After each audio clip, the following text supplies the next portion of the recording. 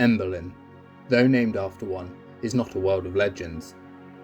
Classified in imperial records as a feudal, agri-resource world with a secondary tithe grade and a loyal, stable population, it is noted for the mass production of rare organic materials. It has no forge fires visible from orbit, no holy relics that draw pilgrims by the billions, no grand historical battlefields or legendary regiments. It does not produce heroes sung of in epics, nor martyrs remembered by name beyond its own borders. For most of Imperial history, Emberlin has existed in a comfortable obscurity, prospering quietly. A green, feudal world whose ledgers were clean, whose tithes were met, and whose people were remarkable in the way the Imperium finds most reassuring. Loyal, quiet, obedient, and faithful. It has never mustered a crusade through the stars, never produced a saint or a heretic of any note. Yet for all this, Emberlin has been a necessary cog in the machines of the imperial regime for many millennia, and until recently was considered safe and secure. That assumption has proven costly.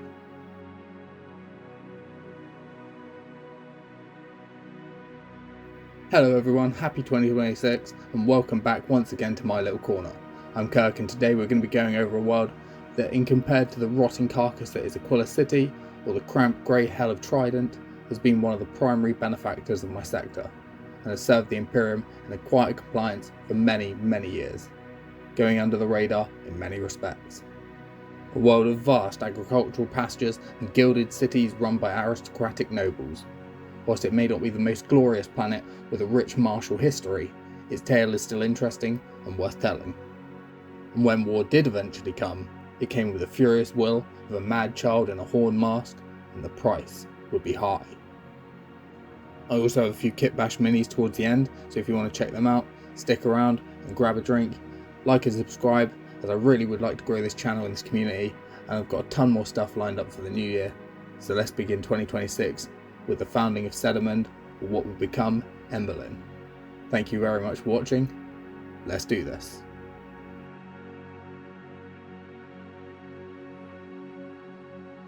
Founded during the early consolidation of the sector territories, during the crisis period known as the Nova Terra Interregnum, under charter from Sindrassi authorities and with the backing of the Imperium at large. Its purpose was neither full-scale colonization nor defense, but instead cultivation. However, it would not go by the name of Emberlin for a few centuries, until then taking the slightly ungraceful sounding Sedimund as a title. Seemingly awaiting settlement, the world was selected because it contained vast amounts of fertile land and a stable climate. Its biosphere could sustain long-term crop cultivation without heavy industry and was in little need of further terraforming in order to transform for imperial needs. But where the planets of the newly founded Laurel Grove subsector would supply vast quantities of mass-produced crops and livestock, Sedimund would find fortune in specialization. As the sector and the wider Imperium required incredible quantities of organic material that could not easily be synthesized or replaced. Paper, parchment, oils, inks, seals, hides, the physical material required for both governance, faith, and belief. Its initial colonists would draw mostly from administratum clerks, feudal peasantry taken from Sindramundi's vast populace, and displaced noble houses whose usefulness lay in patience, record keeping, and stewardship rather than conquest. From the outset, Emberlin's mandate was simple: grow what other worlds could not, and do so reliably, without drama. From this populace arose the founding houses: Uriel, Thal, Vastio, Karain, and Moldu, just to name a few. Titles were divided, and land ownership was conditional on production quotas and record accuracy. Nobility meant responsibility, and with the first planetary governor being brought in from the neighbouring sector, production would begin with high hopes. However, Governor Yandri Talmitri Kodia would fast become a despised character. His seeming disregard for the people, including the nobility, would see his popularity decrease quickly. He would crack down with an iron fist on dissenters and revolutionists, until he was eventually removed and arrested for fraud and found guilty on multiple accounts. He was suspected to have connections to a shady group of criminals hidden with imperial elites known as the Blackbriar Consortium. a group that has now not been heard of in almost a millennia. From then, for centuries, the world cultivated before ever beginning their first harvests, running at a loss for generations. Continents were formed into ancient forests, broken by pasture lands and great, slow rotation agricultural zones built over hundreds of years. Rivers canaled through vast stoneworks and ritually maintained by local orders, with the forests themselves divided into groves for specific purposes, various timbers, saps, and oil-bearing floras. But despite the wait, with its first harvests, the value of its stock would instantly quash any claims of a failed project. Cinnamon's early tithes were met with eager anticipation, and its early success would rise dramatically with the ascension of the world of Miranda, the sector's great propagandist world, who was granted new printing and distribution rights as the war against the Nova Terra Interregnum began to reach its peak. Miranda's need for durable parchment, used in its vast cathedral-like printing presses and symbolic paraphernalia, created an unbreakable trade relationship between the two worlds. The Mirandan scripture rolls, used in cathedra, mission fleets, and even crusade banners, are bound almost exclusively in moldy hide and resin, with House Uriel producing the materials used for almost all purity seals and scrolls used by the Order of the Lilac Rose and the sector's now lost Astartes chapter, the Obsidian Kings. These relationships shaped Cinnamon's culture as tithe demands were increased across the conflict's lifespan. Entire forests were consecrated as scripture groves, tended by lay brethren under the joint oversight of House of Iyo and the Mirandan Order of the Clarion Quill. As the war against the Nova Terra Interregnum ended, the world was commended with impeccable record-keeping and meeting quotas. For this honour, it was deemed to be given a name fitting at this station, and was titled after a revered figure of the sector's nobility who had taken part in the conflict. Valtar Emberlin, a figure who, though he appears to be somewhat based on a real person, and his actions were hailed by the sector's elite, has few if any notable records in imperial data logs. Some could, and even have, to their own dismay, dared to claim his legacy is in fact an amalgamation of the deeds of others put into one person. However, those that look too far into this, and questions like it, often seem to find themselves in unfortunate accidents or facing accusations of heresy or ill faith.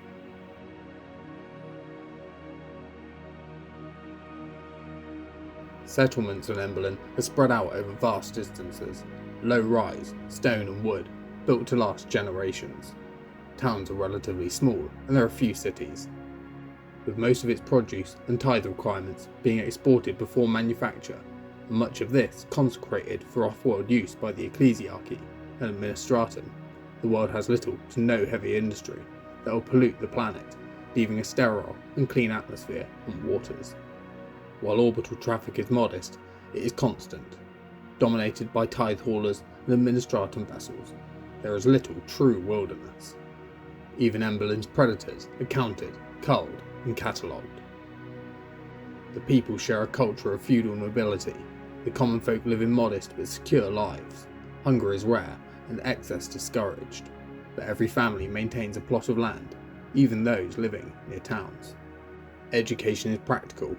Children are taught woodcraft, animal husbandry, hunting, reading and numeracy are universal, alongside prayer, and notably, ledger keeping and basic imperial history are taught to the nobility. Most of its populace never leave the planet, and few desire to. The forests provide everything necessary. The servitors toil, and curiosity is viewed with skepticism. The planet does not expand, it persists, and from the beginning, Emberlin learned a simple truth. Being indispensable is valuable. For the few people fortunate enough to call such a place home, life was simple if monotonous. There was no progression, no innovation, just simple mundane repetition, the cycle of years and tithe harvests. Yet from its earliest centuries, Emberlin exported not just materials, but people. With much of the manual labour and production duties being outsourced to servitors, the noble aristocracy focused their efforts into more administrative career paths, where second and third children of the commoners are typically pulled into the PDF or more manual jobs. Noble houses routinely send their children to Sindramundi and other worlds to serve as aides, auditors and junior administrators, a tradition that continues to this day. As a result, Emberlin's noble bloodlines quietly permeate the lower and middle echelons of sector governance, a fact that rarely remarked upon, but is often felt, and ties to other worlds have only strengthened in time. But Emberlin's culture carries a deep contradiction, one highly valued by many. It values honesty in labour, but accepts a flexibility of truth, if survival demands it. Children are taught to keep accurate records, not to ask questions. This is not hypocrisy in Emberlin's eyes, it is maturity.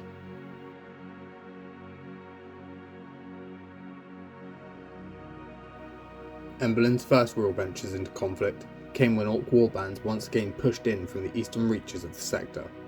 Emberlin proved its worth. Though it raised no grand regiments for war, what it did do was mobilise its planetary defence force, known as the Leaves of Emberlin, under the order of the then planetary governor, Rizel Ward.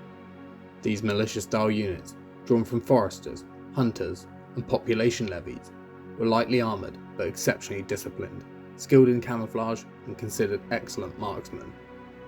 Whilst they saw little in the way of combat on a grand scale, the Leaves acted as an auxiliary force, securing supply lines and guarding transports and defence forces en route to Farouk, Bradshaw, and the military HQ in the eastern subsector, Valiant 4. The 3rd and 7th Leaves earned distinctions during convoy actions, where they held against repeated Orc raids with minimal losses. Though rarely celebrated, their performance cemented Emberlin's reputation as a reliable, if rather minor force. Despite this, Governor Ward would himself be seen as a controversial leader, often noted for his bizarre behaviour and eccentric mannerisms. His actions would embarrass the noble classes on a number of occasions, until he was accidentally killed in a hunting accident, just outside of the main capital city. Many centuries have once again passed with relative peace under new governance, but for some inter-house conflicts amongst society's lowest houses in what were known as the Underwood Wars, until the world would once again see a dark chapter. This time it did not come in the form of wild greenskin hordes, but instead with the blight of the withered sap, a slow-acting plague that corrupted the planet's most valuable woods and resins. The blight spread through the scripture groves, tainting harvests bound for Miranda and the wider Imperium, and threatening catastrophic tithe failures. Faced with ruin, the great houses, led by the now late High Steward Lorraine Miquet and the current Mistress Regent Yazeld Karain, enacted emergency measures. Tithe records were quietly amended by Emberlin clerks and embedded in Iyo subsector archives, whilst a cure was quietly sought after. But for a long time, all they could do was slow its spread. Both Miranda and the wider Imperium received stock from infected groves blended with inferior backstock, off-world sources and hidden under more quality produce.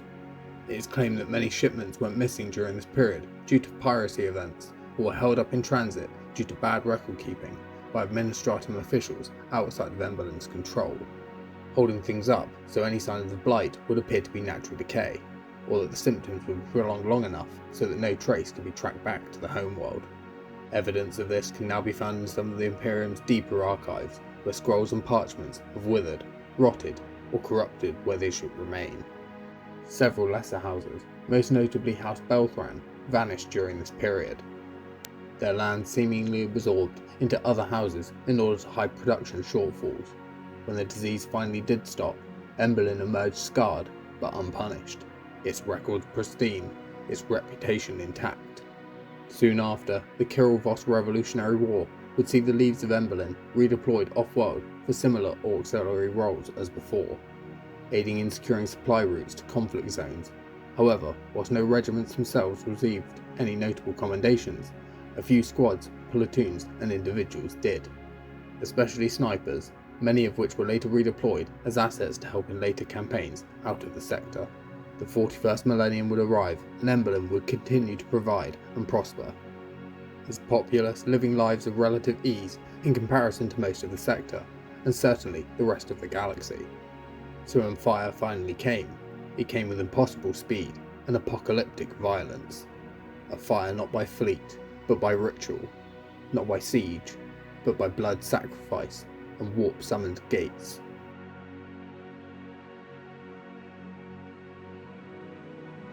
The red letters had arrived. a crazed cult of bloodthirsty men and beasts, led by a mysterious figure known as Kor Wrath, a name that has its roots in the Horus heresy, yet supposedly is in fact nothing but an insane child wearing a bronze mask. Whether this leader is simply that, a child, or as legend would have it, possessed by a demon bound to the mask he wears, remains unknown. What is obvious, however, is that the arrival of the Red Letters was planned opportunism. Emberlin, despite its PDF, was lightly defended, its military assets limited, and sector attention was elsewhere, dealing with a multitude of threats. The cult came not by fleet, but by ritual, warp gates tearing open across Emberlin's surface. In orchards, granaries, villages, the city of Iyo burned for 3 days. Fires spread unnaturally, racing across irrigation lines and hedgerows, consuming swathes of stock and timber. The third, once noted for their defensive abilities, were annihilated at Oakspire Crossing. Their bodies found butchered down to a man, sending shockwaves through the morale of the PDF. The ninth, known as the Sapbound, also famed for their efforts during the conflicts against the Orc hordes, under control of Colonel Merwin Doss, conducted a fighting retreat through the Westmarch Groves. Doss lost an arm during the conflict, yet upon receiving basic aid, refused evacuation and remained behind to see the rest of his units evacuated. Latest reports are that Imperial forces have lost the battle at Severia City, costing Emberlin's leaves the lives of the 17th Bark Shields, 65th Green Eyes, 221st Oak Swords, and the 247 Quick Shots, along with the Castile's 163rd Armoured Division in blood-soaked butchery. On top of this, newly appointed planetary governor Ilya Troxiliev van Urlin IV, in a fit of panic and desperation, is claimed to have taken his own life whilst addressing his cabinet, with control now falling to PDF Lord Commander Leon Anderheist. His plan, strategic retreat, containment and elimination. His official statement: if the leaves must fall and the world must burn, then let us choose how and where the fire spreads. On a separate note, it has been claimed that Adept Historitor Hydrologos Kalor Fiden, seconded from the Helicon subsector in the Ultima Segmentum, had been in Severia City investigating the planet's ancient water canals and had happened upon something of utmost import when communication with him was lost. He is believed to have been killed, but the information he carries was of immense value to someone in the sector. What he found can only be guessed at. But Emberlin's story does not end in ash, at least not yet. Entire groves are gone, their yields are raised from future projections, with Miranda and other worlds digging into their vast backstocks to cover losses. Villages vanish into smoke, and PDF regiments lose their minds with what they face. But strongholds fight on, and strategic locations are contested, with Emberlin snipers and hunter groups making the cultists pay for every step they take. The first wave of reinforcements have arrived in strength, as the Sector Command has deemed this threat of immediate importance, bringing not only warriors from nearby worlds such as Trident and Septerion, but sanctifiers and missionaries to bolster the PDF's fighting spirit. So far, this has been enough to prevent total annihilation, but not to save what once was. Knights from Rekia and soldiers from Iskareth, alongside sisters from the Order of the Lilac Rose and clerics of the Pale Flame, are en route. But will it be enough? Or will the burning of Emberlin only be heralding the beginning of the end for the sector that calls itself Iyo?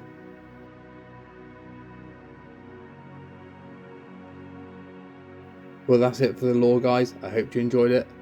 Just to go over a few of the minis, these are the Age of Sigmar Steelhelms, obviously, and I just used Krieg guns and bits to kit bash them into something a bit more unique. I wanted them to have a bit of that Noble House militia look and a bit of a defense look as well, so I went with the shields and grenade launchers for a couple of the guys, and plus added a big close combat weapon for when they aren't blowing shit up. I also had to add a sniper and get a few of the cloaks on there for either improvised camouflage, or perhaps one day I'll do like some symbols for like noble houses or something like that. Same with the shields and the banner. I have to do symbols in the noble houses, but hey, I wanted to get this out as it's been far too long and my painting's really bad, so I need to get some transfers, something like that. One day I'll get around to it. So in saying that, I have had a good bit of time off. I've enjoyed Christmas, I've got a load of birthdays out of the way, and we are back. It's going to be great 2026. I have a lot of stuff yet to come, with plenty more factions, groups, renegades, xenos, regiments and cults, and with some great kit bashes and lore on the way, so stay tuned for all of that. Please like and subscribe guys, and I'll be back soon, so I'll see you all in the next one. Thank you very much for watching, and goodbye.